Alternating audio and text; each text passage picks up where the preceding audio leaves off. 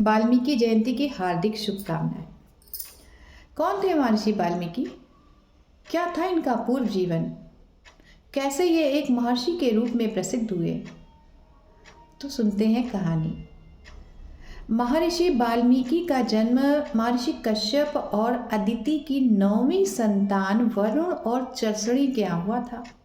जब ये छोटे ही थे, इनको भील समुदाय के लोग उठा कर ले गए थे। ये डाकू रत्नाकर के रूप में प्रसिद्ध हो गए। लोगों को मारना, पीटना, काटना इनका पेशा था। लोग इनके नाम से थर थर कांपते थे। संयोग से एक बार जंगल में महर्षि नारद से रत्नाकर की भेंट हो गई। रत्नाकर ने कहा, निकालो जो कुछ है तुम्हारे पास। मैं तो साधु आदमी हूँ, पर तुम जो ये पाप कर्म कर रहे हो, ये किसके लिए कर रहे हो? क्या इसमें तुम्हारा परिवार भागीदार है? बिल्कुल है। अगर है तो जाओ और पूछ करके आओ, महर्षि नारद ने कहा। रत्नाकर डाकू भी जानना चाहता था और वो पहुंचा अपने परिवार के पास। पिताजी, क्या आप मेरे पाप कर्म में शामिल हैं? ना बेटा, हमारा पालन पोषण करना तुम्हारा फर्ज है। हम तुम्हारे पाप कर्म में शामिल नहीं हैं। माँ ने जवाब दिया, पत्नी ने, बच्चों ने, सबने यही जवाब दिया। रत्नाकर का हृदय टूट गया।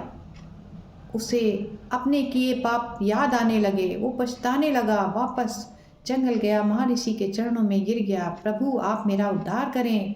मैंने बहुत पाप कर्म कमाए हैं, मैं इनसे कैसे मुक्त होऊंगा? जाओ और ब्रह्मा जी की उपासना करो, वही तुम्हें इस पाप कर्म से मुक्त कर सकते हैं। महर्षि नारद ऐसा उपदेश देकर चले गए। उस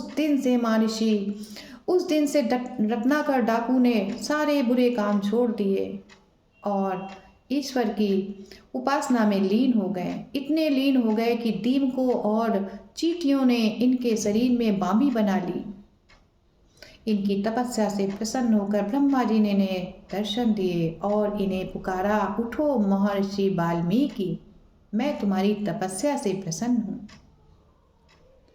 महर्षि वाल्मीकि ने आगे चलकर संस्कृत भाषा में रामायण की रचना की। सभी लोग जानते हैं, लव और कुश का जन्म महर्षि वाल्मीकि के आश्रम में ही हुआ था। माता सीता को आश्रय महर्षि वाल्मीकि ने ही दिया था। तो इस प्रकार से इनका पूरा जीवन प्रेरणादायक रहा है। इंसान कभी भी अपने बुरे कर्म छोड़कर अच्छे कर्म अपना सकता है। तो देर नहीं करनी चाहिए। हमें अपनी आत्मा के उद्धार के लिए सदैव प्रयास करना चाहिए। साथ में हमारे धन दौलत रुपया पैसा कुछ नहीं जाता, सिर्फ हमारे कर्म ही हमारे संस्कार बनते हैं और यही संस्कारों से हमें पाप या पुण्य मिलता है। तो आप सभी को पुनः एक बार महर्षि वाल्मीकि के जन्मदिन की हार्दिक शुभकामनाएं।